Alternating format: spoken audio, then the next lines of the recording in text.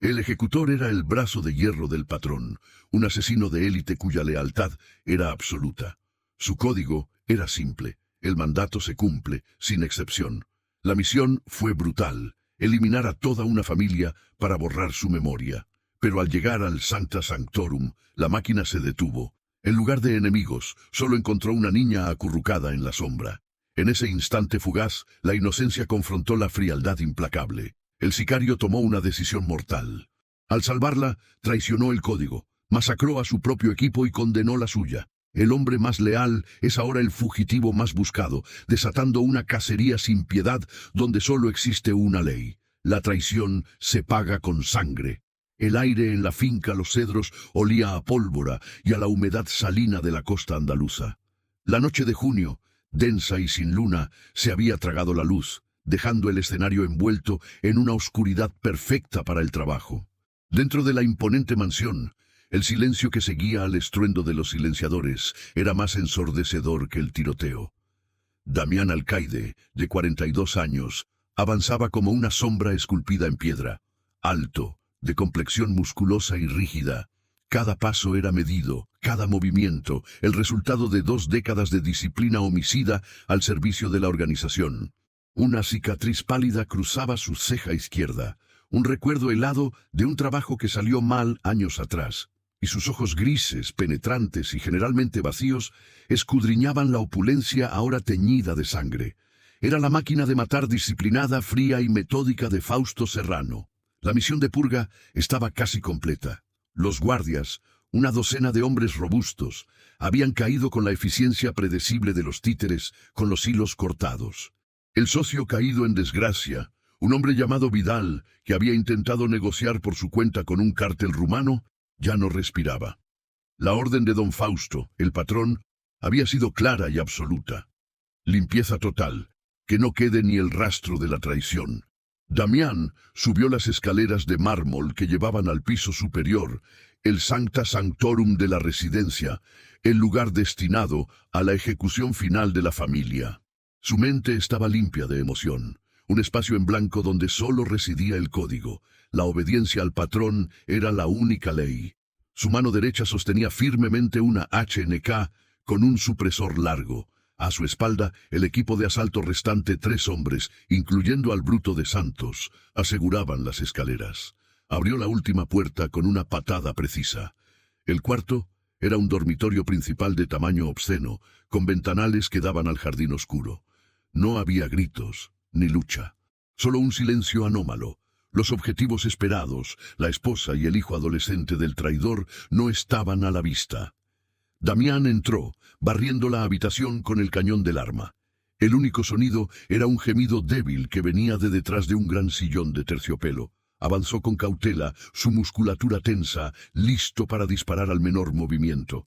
Al rodear el sillón, la respiración de Damián se detuvo. No era un objetivo, era un espectro. Clara Vidal, de 5 años, pequeña y frágil, estaba acurrucada en la oscuridad, envuelta en una manta. Llevaba un pijama de animalitos, demasiado grande para su cuerpecito. Su cabello castaño y rizado estaba desordenado, y sus ojos muy abiertos y asustados, empapados en lágrimas silenciosas, reflejaban la luz distante del pasillo. Sollozaba, pero no gritaba. Estaba paralizada por el terror, ajena al baño de sangre que acababa de ocurrir, pero consciente de que el mundo se había roto. El rostro de Damián, normalmente una máscara de granito, se descompuso por una fracción de segundo. En ese instante, el tiempo se estiró y se dobló. Junio de 2024 colisionó con 2013, el año que lo había definido, el año de la muerte de su propia hija, Ana. 5 años tenía Ana cuando un conductor borracho, ajeno a los códigos y la guerra, se la arrebató. Esa pérdida lo había destrozado emocionalmente, convirtiéndolo en el ejecutor perfecto, pues ya no le quedaba nada que sentir. Se había entregado a Fausto como un arma sin alma, pero ahora allí estaba, Clara. Los ojos asustados eran de un verde distinto al de Ana, el cabello un poco más claro, pero la fragilidad, el miedo mudo y la inocencia indefensa eran idénticos. El imperativo de la lealtad que había regido la vida de Damián se fracturó. La máquina de matar se detuvo. Sintió el peso del pequeño relicario desgastado que llevaba oculto bajo la ropa. El memento, la única foto de Ana. La vista de Clara lo reactivó, no como hombre, sino como un padre que había fallado y que ahora se enfrentaba a la posibilidad de redimirse con una vida ajena. «¿Qué haces ahí parado, Damián?», gruñó Santos desde la puerta. Su voz era impaciente, impía. «Terminemos con esto. Tenemos que quemar la documentación y largarnos». Damián no se movió. Sus ojos grises, por primera vez en años, reflejaban una decisión, una elección: proteger a la niña o cumplir la orden del patrón. Clara lo miró. Su labio inferior temblaba. Ella extendió una pequeña mano y se aferró a una muñeca de trapo raída, su único juguete, su único objeto de confort en ese infierno inesperado. La decisión fue instantánea, violenta y explosiva. Damián giró sobre sus talones. No levantó el arma. Eso habría sido lento. En su lugar, echó mano del cuchillo de combate El Castigo, un cuchillo táctico de hoja ancha, el símbolo de su traición. La masacre de la fuga comenzó con un sonido húmedo. Santos, el más cercano, apenas tuvo tiempo de levantar el rifle antes de que la hoja del castigo seccionara su garganta con una precisión mecánica. La sangre brotó, caliente y espesa, sobre la alfombra de seda. Los otros dos hombres, Lobo y Tomás, reaccionaron un segundo tarde. Damián era más rápido, más letal, un fantasma enfurecido. Lobo cayó con una puñalada profunda en el pecho, su sorpresa grabada en el rostro desencajado. Tomás, el más joven, logró disparar, pero la bala rozó la pared antes de que Damián le rompiera el cuello con un golpe seco. La violencia duró menos de 10 segundos. Damián se enderezó, jadeando levemente. Había ejecutado a su propio equipo de asalto. Acababa de traicionar el código de la organización y condenarse a sí mismo a una cacería sin cuartel. Se acercó a Clara, bajando su arma con cuidado. El pijama de animalitos contrastaba grotescamente con la escena de matanza. «¿Ven?», susurró Damián, su voz áspera por la falta de uso en tonos suaves. Clara no se movió. Solo aferró con más fuerza la muñeca de trapo. Sus ojos estaban fijos en las figuras inmóviles y sangrantes del equipo.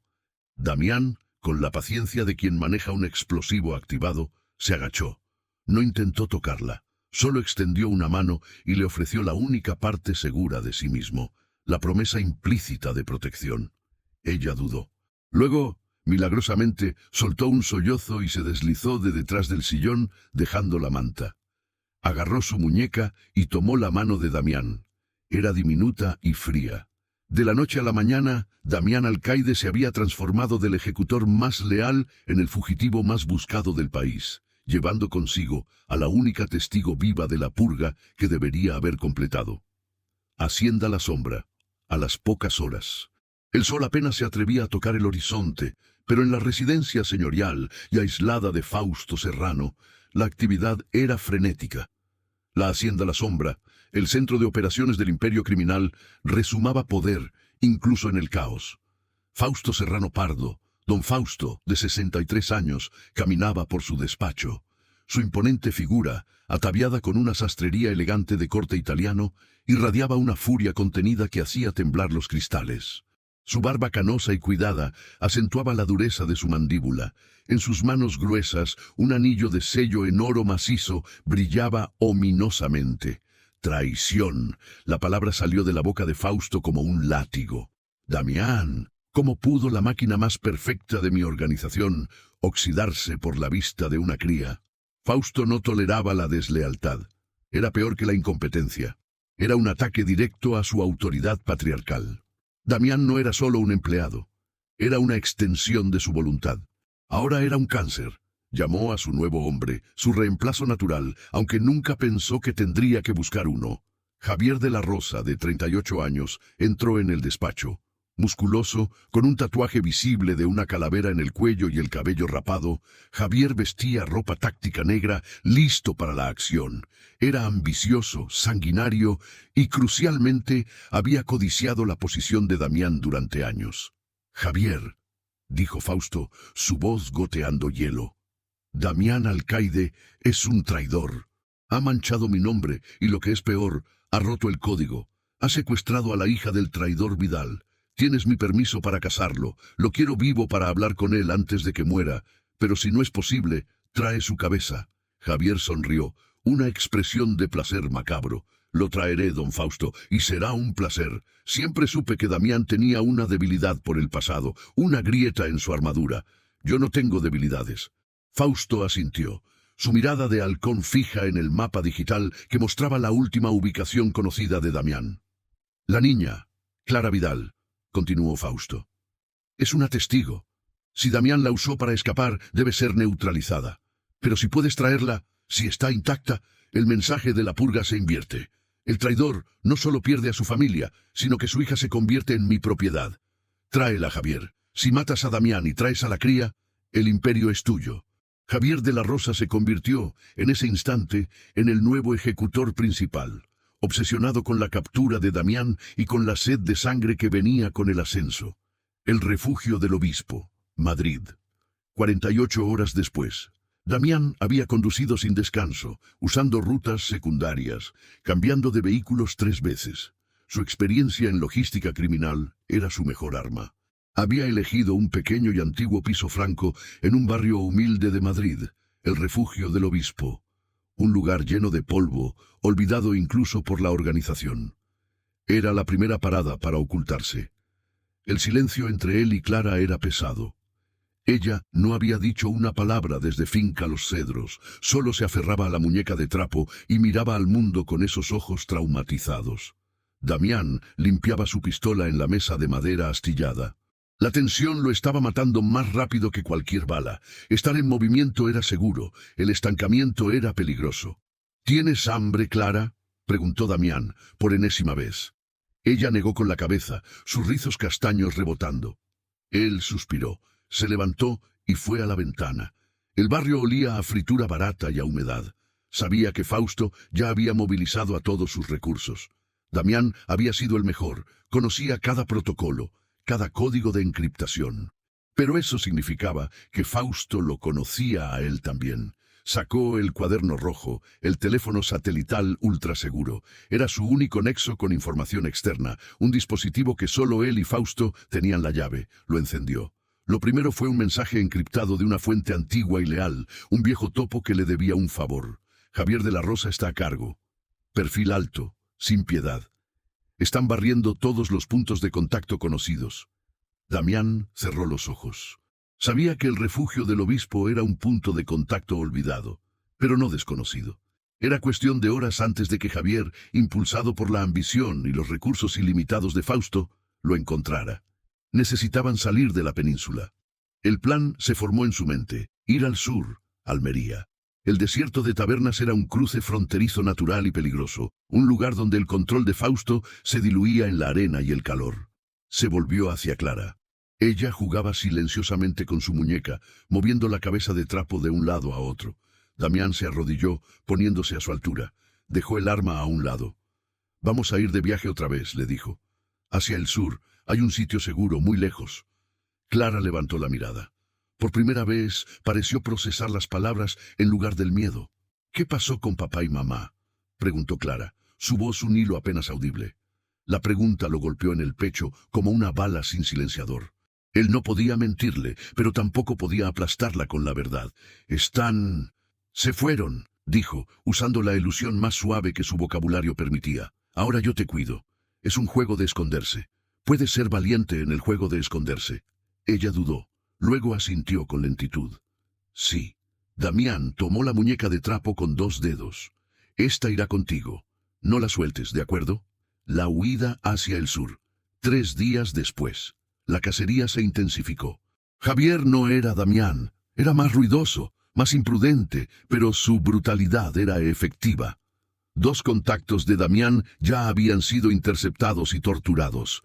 Fausto quería que Damián sintiera el aliento de la organización en su nuca. Damián y Clara viajaban en una furgoneta robada camuflada entre el tráfico de mercancías que se dirigía hacia el Levante. Damián había desarrollado una rutina militar de vigilancia. Cada 20 minutos escudriñaba el espejo retrovisor. Cada hora cambiaba la frecuencia de su radio de interferencia. La convivencia con Clara era extraña. Ella no era una carga, sino un ancla. Para protegerla, Damián tenía que pensar más allá de su supervivencia. Tenía que pensar en el futuro. Eso era nuevo. Una mañana, mientras paraban brevemente al borde de una autopista desierta para que Clara pudiera usar un baño improvisado, Damián se permitió un momento de debilidad. Abrió el memento y miró la foto desvanecida de Ana. Ella sonreía con la inocencia que Clara había perdido. La vida de Damián estaba ahora definida por esta niña viva y por el fantasma de la niña muerta. Una señal en el cuaderno rojo interrumpió la introspección. Una alarma de proximidad encriptada. Estaban cerca, demasiado cerca. «Sube al coche, Clara, rápido», ordenó Damián, su tono regresando a la frialdad de su antiguo yo. El clímax, el desierto de Tabernas, Almería. La región árida era un páramo de color ocre y rojo quemado, la única zona desértica en Europa. El calor de junio era abrasador, el aire seco y cortante. Era el escenario perfecto para una cacería, un lugar donde no había donde esconderse, excepto en la inmensidad del paisaje. Damián había conducido la furgoneta hasta un camino de cabras que se acercaba peligrosamente a la frontera. Era una ruta conocida solo por los contrabandistas más audaces. Fue en el borde de un cañón seco donde ocurrió la emboscada. No un tiroteo, sino una intercepción calculada. 3 vehículos todoterreno negros, idénticos a los utilizados por la seguridad de Fausto, surgieron de detrás de una duna. Javier de la Rosa iba en el vehículo de cabeza. «Maldita sea, ha usado mi ruta de escape», masculló Damián. Javier había anticipado su lógica de supervivencia. Damián giró violentamente la furgoneta. Necesitaba terreno irregular, necesitaba que se dividieran. «Clara, agárrate fuerte, vamos a ir muy deprisa», gritó. La persecución a alta velocidad comenzó en la arena suelta. La muñeca de trapo voló y golpeó el parabrisas. Clara, a pesar de su terror, se agarró a su asiento, silenciosa y obediente. Javier era un conductor experto, y sus hombres no le daban cuartel. Una ráfaga de fuego de ametralladora impactó la parte trasera de la furgoneta, destrozando la chapa. Damián, con la adrenalina disparada, maniobró la furgoneta hasta una pendiente rocosa. Sabía que no podía enfrentarse a 3 vehículos en campo abierto. Su prioridad era la niña. «Quédate agachada. No te levantes, pase lo que pase», instruyó Damián, aparcando la furgoneta bruscamente detrás de un gran afloramiento de roca caliza. Javier detuvo su vehículo a 50 metros. El primer enfrentamiento con Javier había comenzado. Damián, desenvainando un rifle de francotirador que había llevado desde Madrid, se movió con la fluidez de un depredador. Necesitaba inutilizar al menos un vehículo y matar a 2 hombres antes de que Javier pudiera llegar a pie. Disparó. Un tiro seco y limpio impactó el motor del todoterreno más alejado. El humo negro se elevó inmediatamente en el aire sofocante. Javier y sus hombres, protegidos por el terreno, devolvieron el fuego. La balacera resonó a través del cañón. Damián, cubierto por la nube de polvo, se lanzó fuera de la furgoneta. Vio a Javier tatuado y frenético, dirigiendo a sus hombres. «Ríndete. Don Fausto te perdonará si devuelves a la niña», gritó Javier, una mentira obvia. Damián no respondió con palabras, sino con precisión letal.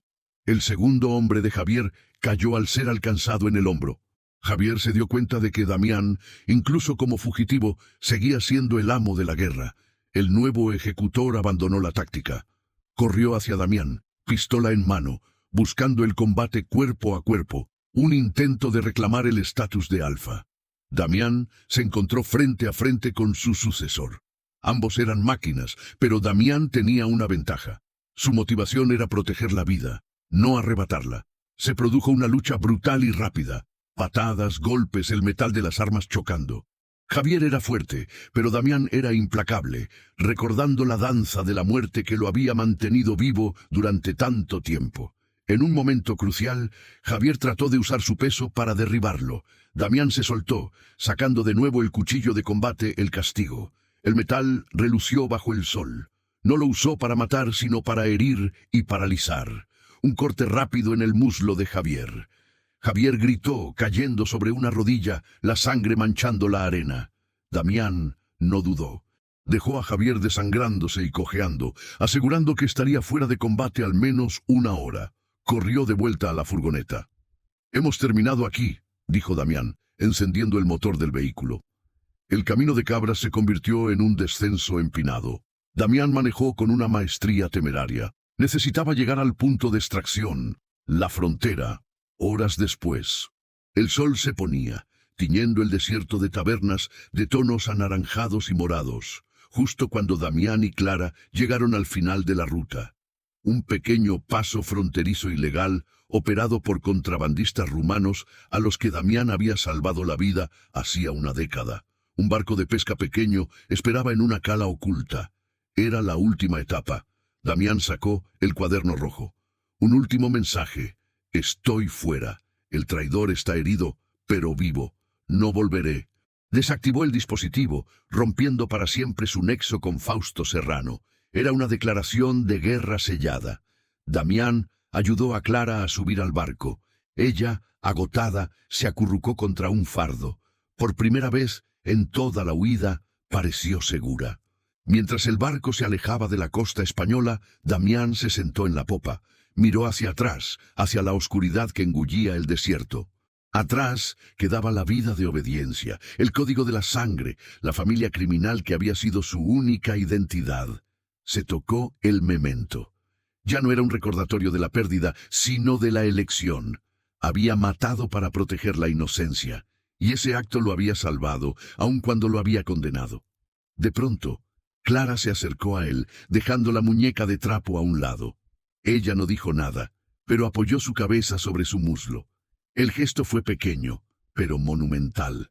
Damián, el sicario de élite que nunca había permitido el contacto humano, dudó un instante. Luego, con una lentitud ajena a su naturaleza violenta, colocó su mano sobre la cabeza de Clara. Su cabello era suave y olía a polvo y sudor, pero también a vida. Clara levantó la vista hacia el rostro sombrío de Damián. Y entonces, rompiendo el silencio que había durado días, pronunció su primera frase completa. ¿Ya no hay más juego de esconderse? Damián la miró a los ojos, que ya no parecían tan asustados. No, dijo Damián, su voz más suave de lo que él creía posible. Ahora solo queda aprender a vivir, pero estaremos juntos. La cacería continuaría sin duda. Fausto Serrano jamás descansaría mientras Damián viviera. Pero mientras el barco se adentraba en el vasto mar, llevando al sicario traidor y a la niña que lo había redimido, Damián supo que había cambiado de bando. Había elegido un destino de sombras permanentes, pero por primera vez en 11 años ya no era una máquina vacía. Era un protector. Y esa inesperada necesidad de redención era el motor que lo mantendría vivo, sin importar el precio. La vida en la fuga, una existencia perpetua entre las sombras, era el castigo que había escogido y el único futuro que, quizás, merecía. El mar lo recibió, y con él, el peso de una nueva y mortal responsabilidad. El patrón había ordenado eliminar a toda la familia, pero el sicario vio a la niña, y en ese acto de compasión encontró el final de su antigua vida.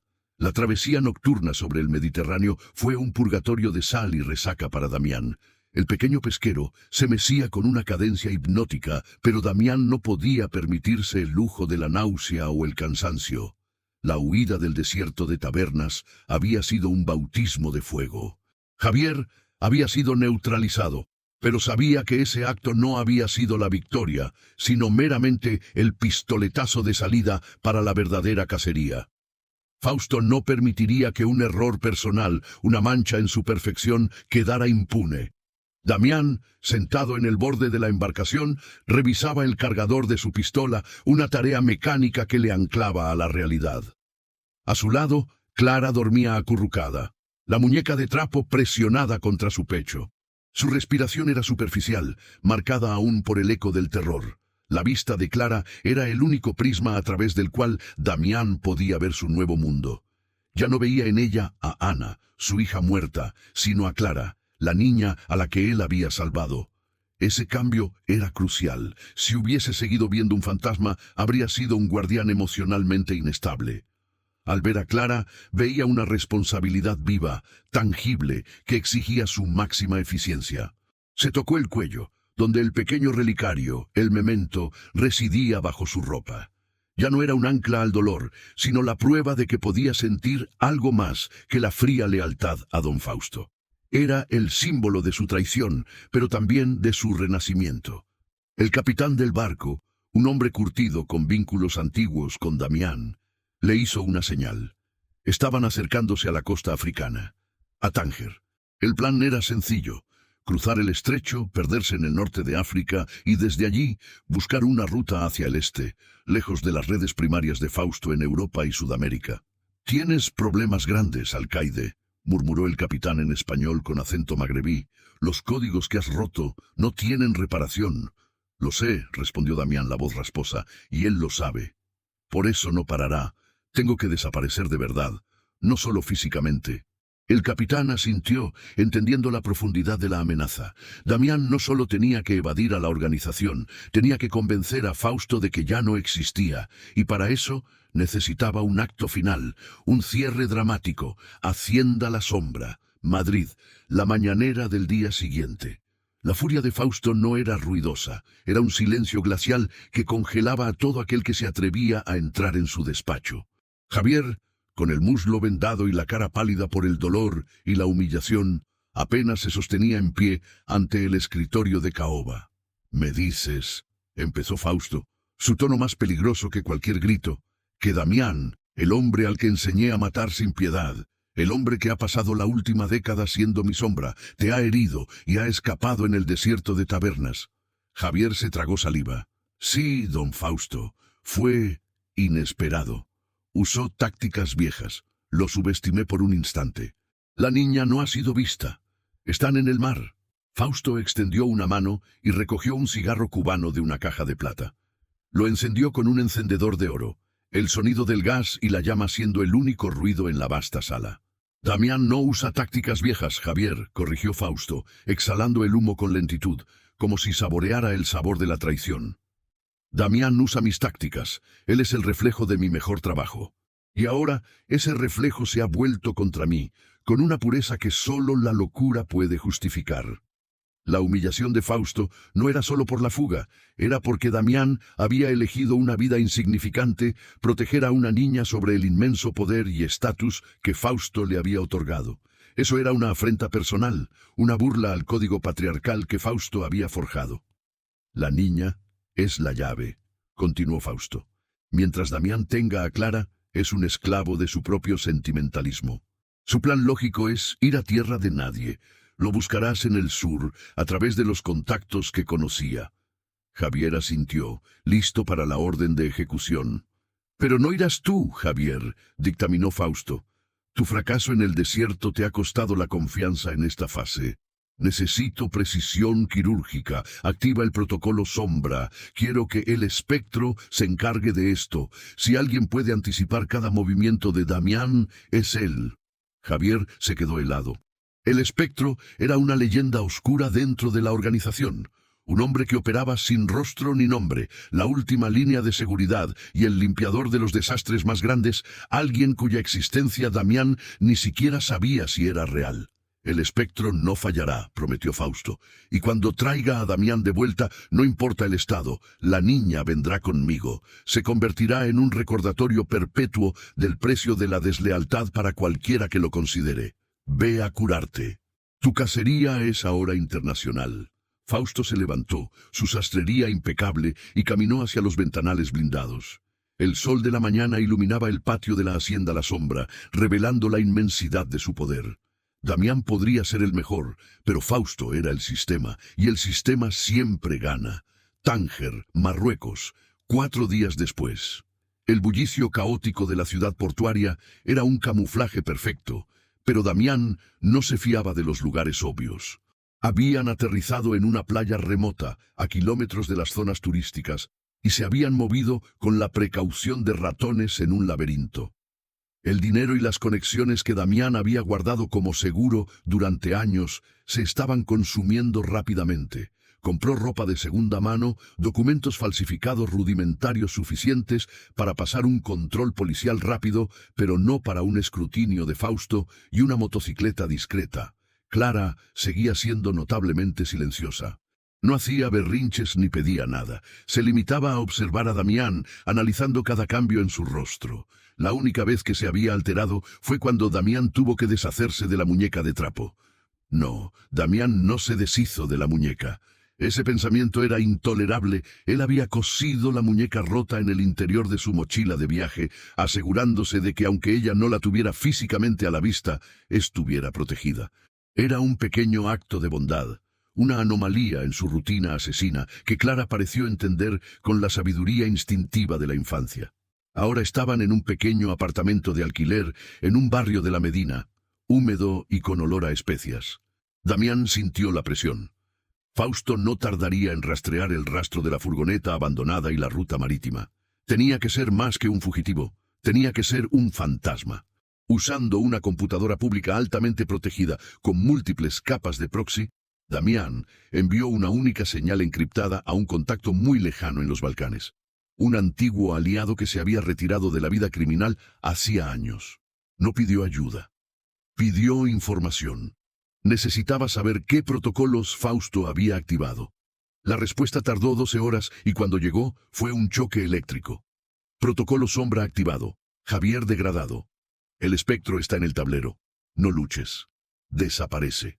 Damián cerró los ojos. El espectro conocía los rumores. El espectro era Fausto materializado. Si Fausto había recurrido a su arma definitiva de invisibilidad y exterminio, significaba que la cacería había pasado de ser una venganza personal a una ejecución metódica destinada a hacer un ejemplo de su traición. El espectro no cazaba. El espectro borraba. Damián entendió el peligro exponencial. El espectro operaría sin ruido, sin ostentación, anticipando no solo sus movimientos tácticos, sino también sus vulnerabilidades emocionales. Y su vulnerabilidad emocional ahora era clara. Debían acelerar la huida hacia el este. La ruta planificada a través de Argelia, Túnez y luego el salto a Grecia era demasiado lenta, demasiado predecible. Necesitaba un cambio de rumbo drástico. «Nos vamos a cambiar de ropa», le dijo Damián a Clara, con una firmeza que no admitía debate. «Tenemos que parecer gente distinta». Clara no protestó. Su silencio era la prueba de que entendía la seriedad del juego de esconderse. Mientras Damián cortaba su cabello rizado y castaño, ella solo miraba el proceso en el espejo con ojos serios. Por primera vez, Damián vio un destello de resiliencia detrás de la inocencia traumatizada. La travesía. Una semana después. Damián y Clara se movían por el norte de África en autobuses destartalados, trenes de carga y ocasionalmente a pie por senderos polvorientos. Damián se había transformado, su complexión musculosa ahora cubierta por ropas holgadas, su cicatriz intentando ocultarse tras una gorra baja. Hablaba solo cuando era estrictamente necesario, y su antigua frialdad metódica se había vuelto una manta de reserva mortal. La necesidad de alimentar y proteger a Clara lo obligaba a interactuar con el mundo de formas que no había hecho desde la muerte de Ana. Comprar comida simple, negociar pasajes con gente honrada, evitar la violencia. Esta nueva normalidad era su penitencia. En una parada forzada en el desierto tunecino, Damián se dio cuenta de que no solo estaban siendo perseguidos, sino que la red de Fausto ya había dejado trampas. Necesitaban un vehículo para cruzar una zona de frontera militarizada. Damián se acercó a un contrabandista local. La transacción fue rápida y silenciosa, pero el hombre tenía los ojos demasiado nerviosos. Cuando Damián examinó el interior del todoterreno que le habían vendido, encontró el rastro, un microtranspondedor de seguimiento oculto bajo la alfombra del conductor. No era un aparato local, era tecnología militar de alto nivel, de la clase que solo Fausto podía desplegar. El espectro no estaba persiguiéndolos. El espectro estaba guiándolos hacia una zona de emboscada. El corazón de Damián latió con una furia fría.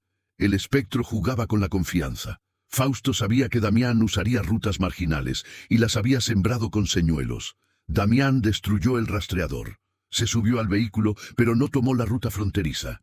Condujo en dirección opuesta, hacia el interior de un macizo montañoso rocoso.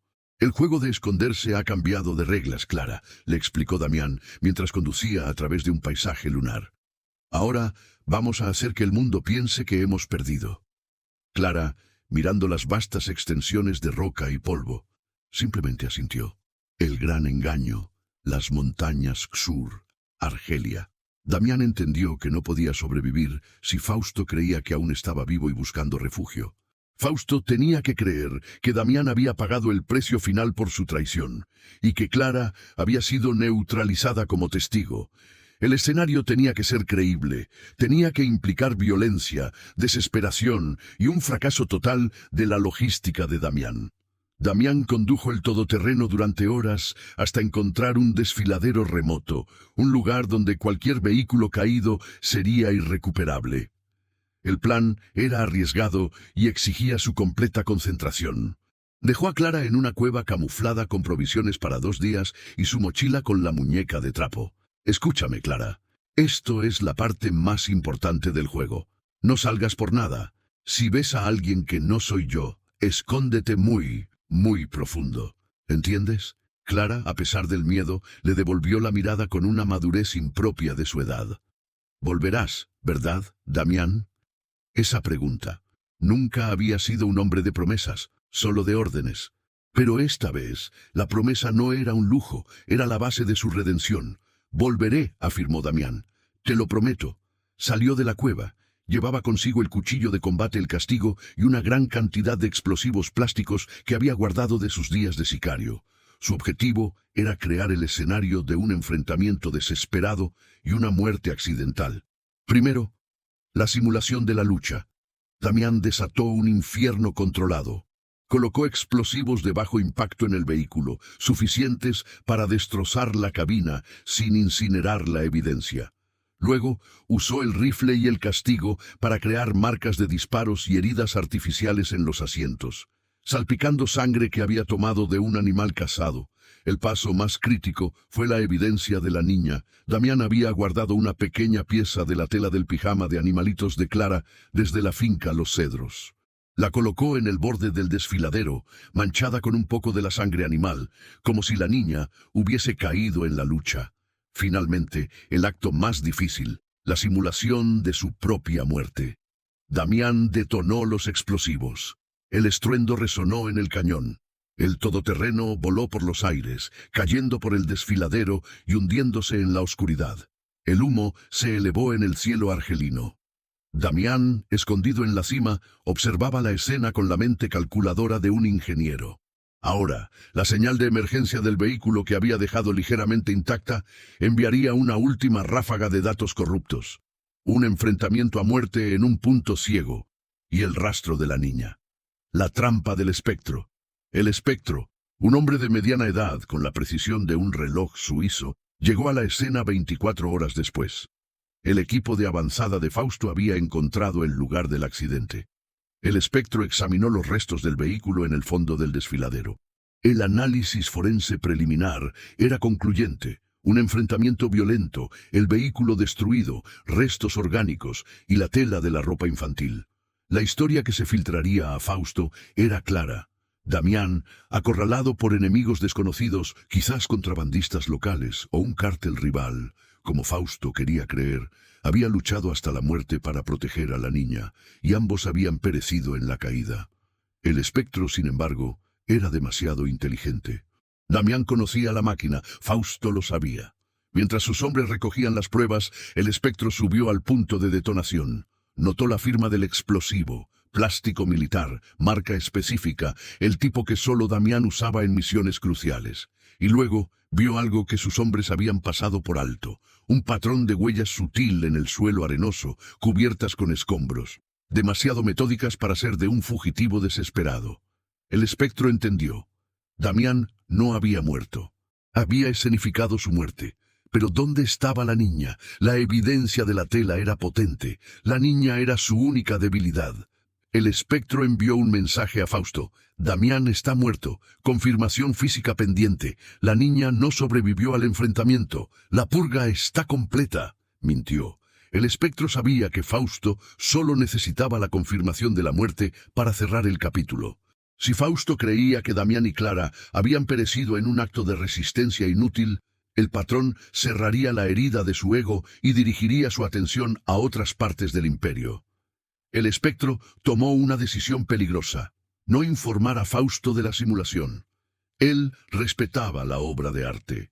Un hombre capaz de ejecutar un acto de traición tan complejo y de fingir su propia muerte merecía ser un fantasma.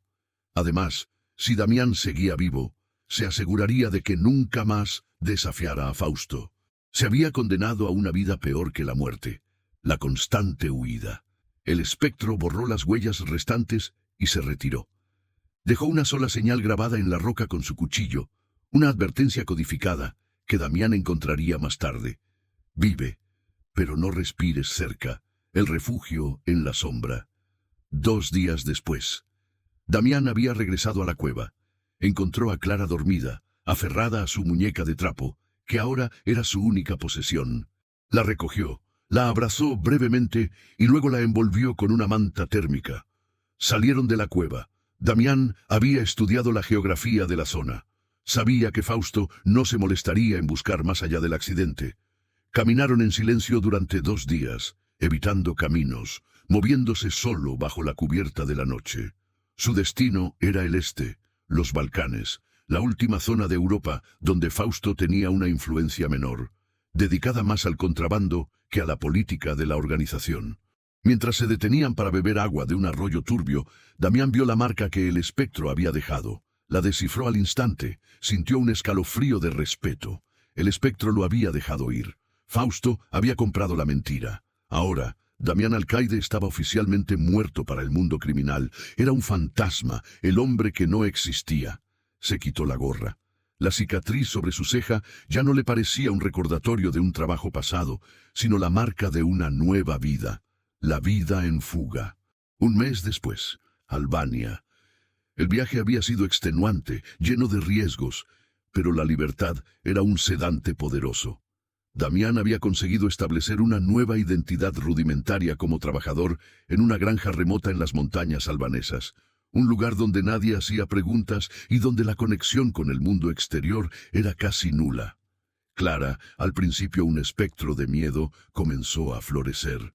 El sol, el aire limpio y la presencia constante de Damián, su única figura de seguridad, la devolvieron a la vida.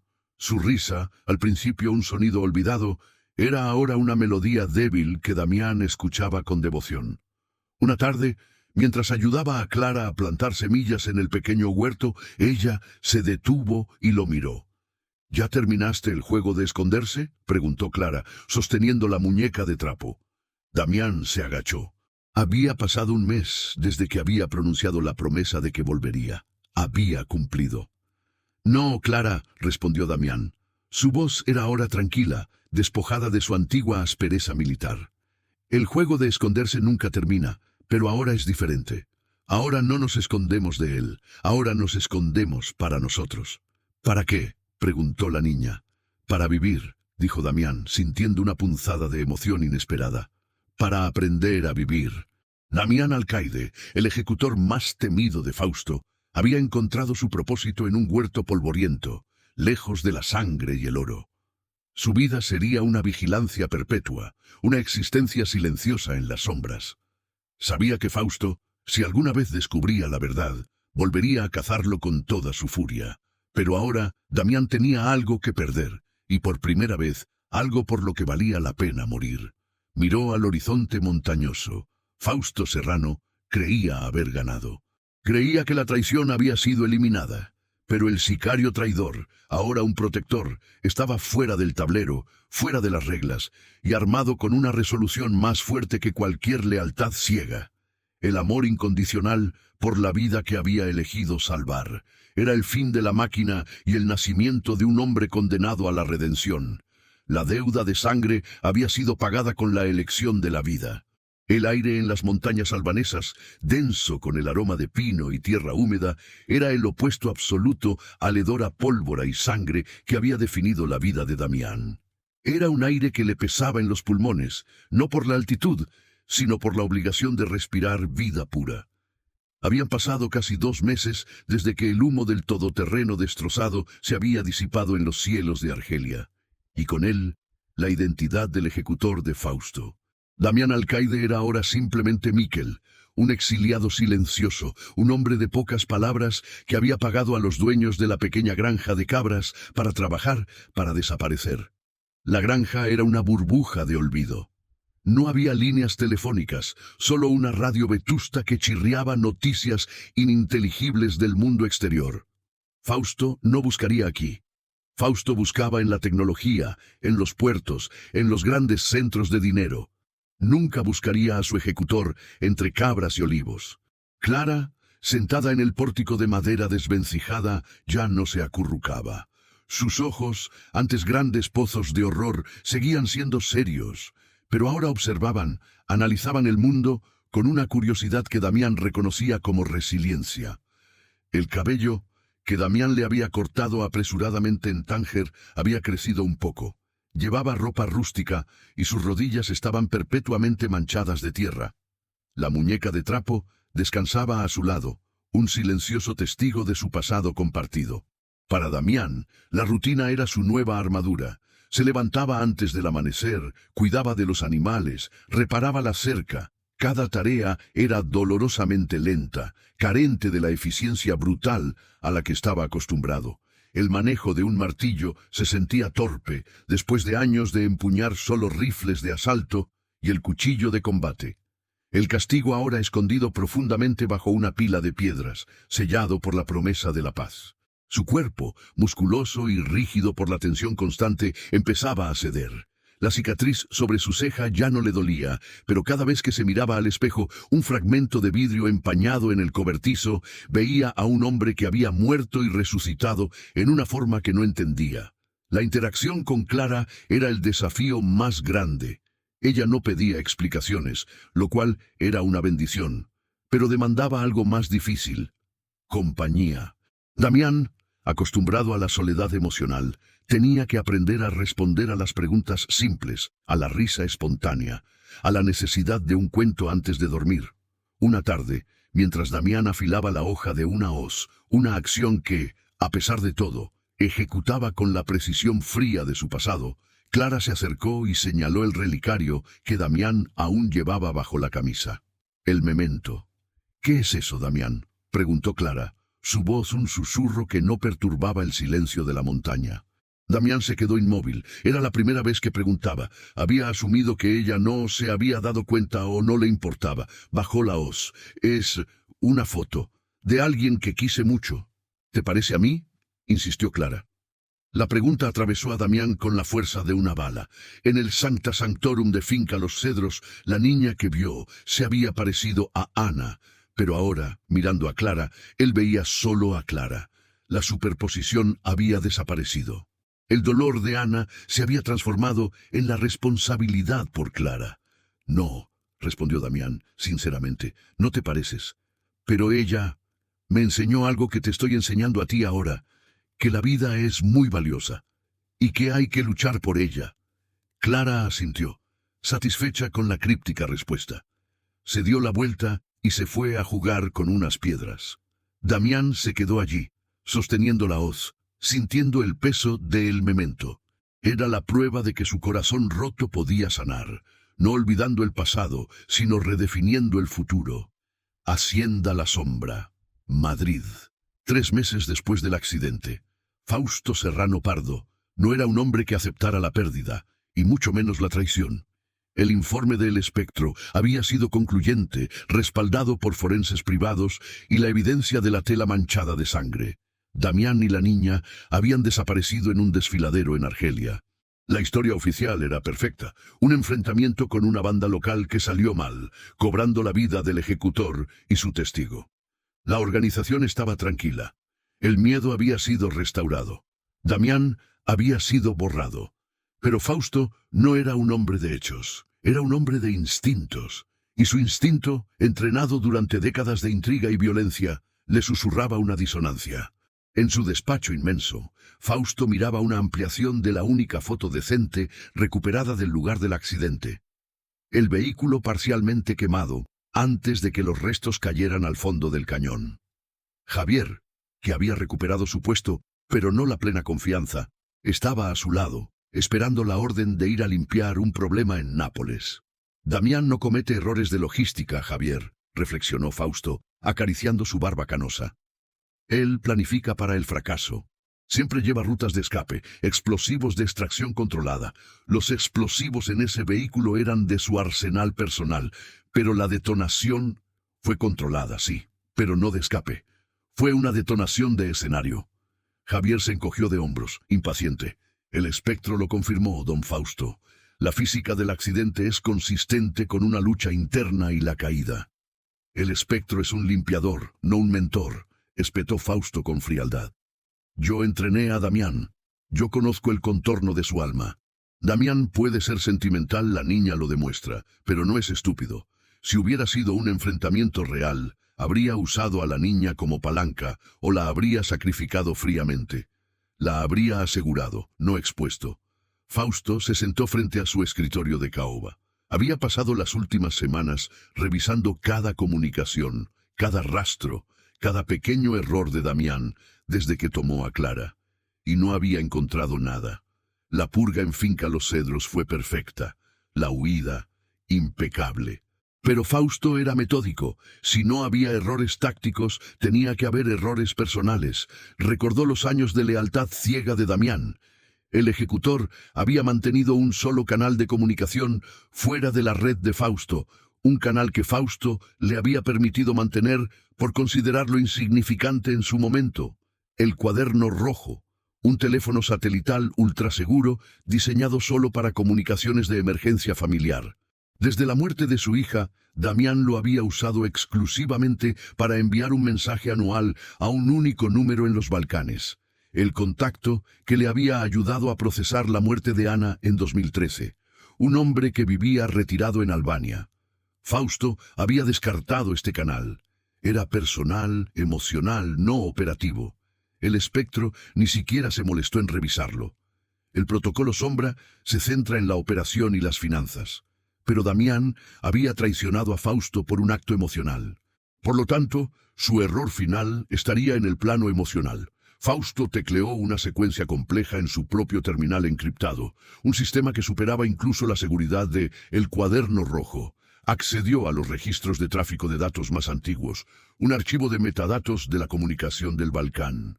Encontró el último registro de actividad de El Cuaderno Rojo. No fue un mensaje. Fue una única, minúscula transferencia de datos de ubicación, registrada una semana antes del supuesto accidente de Argelia. Una transferencia de solo unos pocos kilobytes. Fausto frunció el ceño. Damián era demasiado inteligente para usar el cuaderno rojo para coordinar la huida. Fausto cargó los datos de geolocalización. El punto era en Marruecos, Tánger, el día que Damián había aterrizado tras cruzar el Mediterráneo. ¿Por qué había activado un teléfono satelital altamente rastreable en una zona de alta densidad de espionaje solo para apagarlo inmediatamente? Fausto llamó a un técnico especializado, un topo en las grandes agencias de inteligencia que trabajaba para él. «Necesito que mires esto», ordenó Fausto. «Analiza la naturaleza de esta transferencia de datos». ¿Qué quería Damián en Tánger? El técnico tardó 3 días. La respuesta llegó en un archivo cifrado que solo Fausto podía abrir. La transferencia no era una coordinación de ruta. Era un pago digital, una cantidad modesta, enviada a una cuenta en Albania a través de un proxy que Damián había establecido años antes. El pago estaba etiquetado simplemente «seguro familiar». Ese único pago, esa diminuta mancha en el historial operativo perfecto de Damián, fue la prueba definitiva.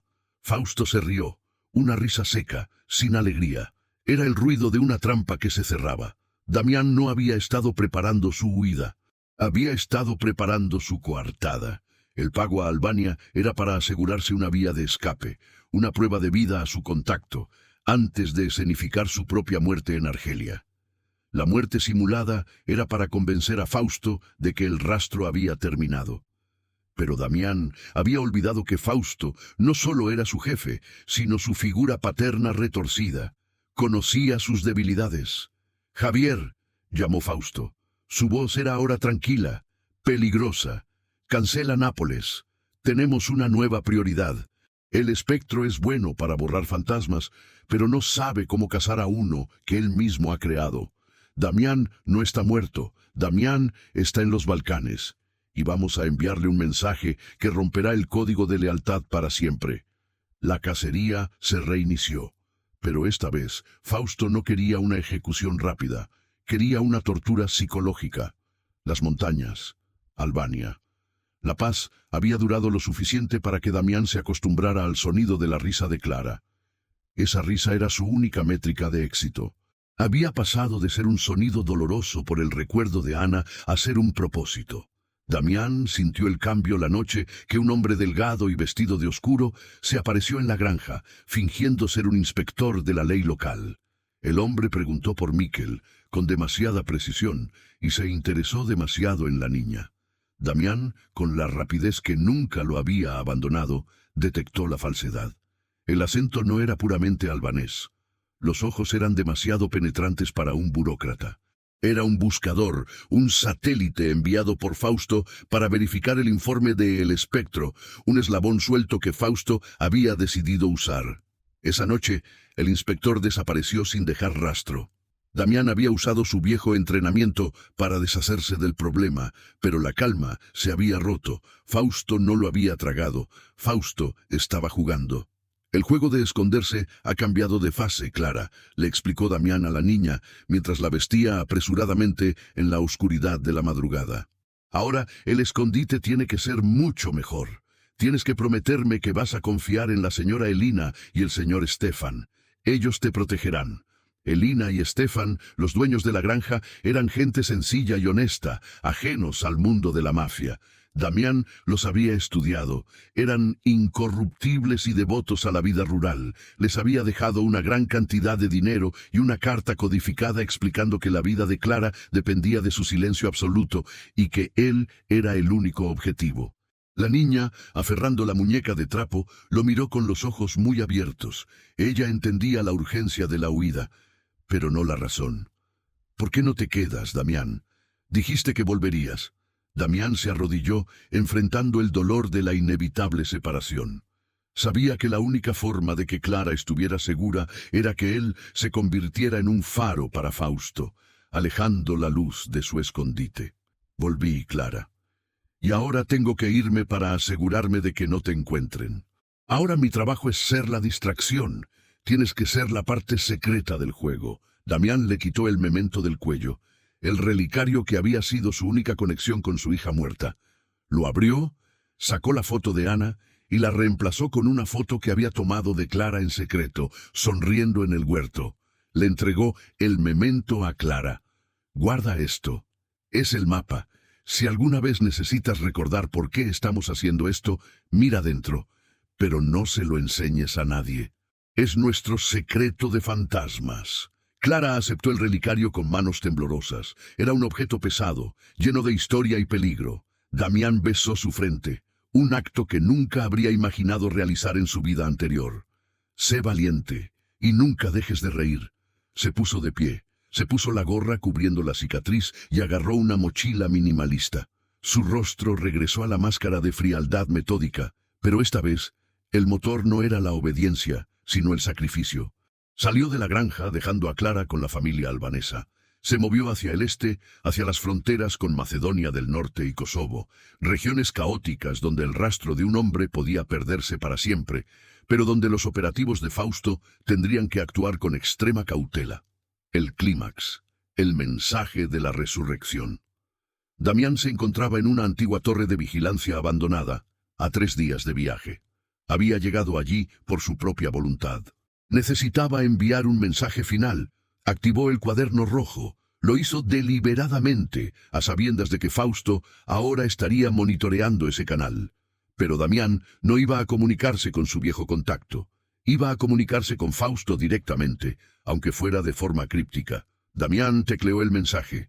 Una sola palabra, dirigida al número satelital primario de Fausto. Una palabra que solo ellos dos entenderían. Una palabra que rompía todo el código. La palabra era Ana. Enviado. Fausto, en la hacienda La Sombra, recibió la notificación. Era un ping del cuaderno rojo, un sistema que se suponía había quedado sepultado en un desfiladero en Argelia. Fausto se levantó tan bruscamente que el cigarro cubano cayó al suelo. El espectro no había fallado. Damián simplemente lo había superado. Fausto abrió el mensaje. Vio la única palabra. Ana. El mensaje no era un ruego, era un reconocimiento. Damián le estaba diciendo, sí, estoy vivo, y sí, he roto el código que me enseñaste. Pero mi redención es más fuerte que tu venganza. Me has perdido por la misma debilidad que me forjó. La furia de Fausto estalló. No fue un grito, sino un terremoto de poder concentrado. Javier entró corriendo en el despacho alarmado. «¡Ese bastardo! ¡Damián! ¡Está vivo!», rugió Fausto, su voz temblando por primera vez en años. «Ha profanado su propia pena. Ha usado el nombre de la muerta para burlarse de mí». El uso de Ana no solo confirmaba que Damián estaba vivo, confirmaba que su traición era total, que había reemplazado la lealtad con el recuerdo de su hija. Era el rechazo de la vida que Fausto le había dado. «Moviliza a todos, Balcanes. Quiero que cada sombra, cada contacto, cada agente se centre en ese rastro. Quiero a Damián vivo. Quiero que vea cómo el precio de la deslealtad se paga con lo que más aprecia. Y si tiene a la niña, la encontraré. No dejaré que esa pequeña, esa Clara, se convierta en el símbolo de mi derrota». Javier vio la sed de sangre en los ojos de Fausto. Esto ya no era solo una cacería, era una guerra psicológica, la aniquilación de un hijo descarriado. «Será como si el infierno se hubiera abierto en los Balcanes, don Fausto», prometió Javier, con una sonrisa fría. Fausto asintió. «No es suficiente, Javier. Será la lección de que nadie, absolutamente nadie, escapa de la sombra». La huida definitiva, Macedonia del Norte. Damián sintió el peso de la activación masiva de Fausto inmediatamente. Los satélites se movieron, las redes de espionaje se encendieron. Fausto había mordido el anzuelo de Ana y ahora dirigía todo su fuego hacia el rastro del cuaderno rojo, que Damián había arrojado a un río fronterizo para que la señal se diluyera en la interferencia. Damián era ahora el hombre más buscado del mundo, pero a diferencia de la primera huida, esta vez estaba solo, y eso era precisamente lo que lo hacía imparable. No tenía que preocuparse por la fatiga, el miedo o la inocencia de Clara. Podía moverse con la precisión letal que lo había hecho legendario. Se adentró en las vastas extensiones boscosas de Macedonia del Norte. Su objetivo era la oscuridad, el frío, el anonimato total. Tenía que sobrevivir lo suficiente para que Fausto se cansara de buscarlo, o, más probablemente, hasta que Fausto lo encontrara. Mientras se movía a través del bosque, sintió el toque del colgante que Clara le había devuelto. El memento, ahora con la foto de la niña. Ya no era un recordatorio de la pérdida, sino el testamento de la vida que había salvado. Fausto lo encontraría. Damián lo sabía. No se podía huir de la sombra para siempre. Pero cuando lo encontrara, Fausto solo hallaría a Damián Alcaide, el traidor, el ejecutor. Nunca encontraría a Clara. La vida de Damián se convirtió en un acto de fe y resistencia. Comía bayas, bebía de arroyos congelados y dormía a la intemperie. La máquina de matar había sido reconfigurada para la supervivencia solitaria. Una noche, en una colina barrida por el viento, Damián se detuvo. Miró el cielo vasto y oscuro, sintiendo la inminencia de la cacería. Los años de lealtad ciega habían terminado, la sangre que había derramado era mucha, pero la vida que había salvado era la única que importaba. Se tocó la cicatriz, ahora una simple línea pálida. Había perdido todo, su hija, su poder, su lealtad, su propia identidad. Pero había ganado algo intangible, inestimable, su alma. Damián Alcaide se sentó en la oscuridad, esperando la llegada de los cazadores. Él ya no era el fugitivo, era el cebo, y sabía que su final estaba cerca. Pero por primera vez en su vida, Damián estaba en paz. Había elegido la vida sobre la obediencia y en ese acto mortal de compasión, había encontrado la única redención que un hombre como él podía esperar. La cacería se cerraría sobre él, el lobo solitario, permitiendo que la niña, su faro, viviera en la luz que él nunca podría volver a tocar. El ciclo de la sangre terminaba con él. Haz la magia, suscríbete y revienta el botón de like.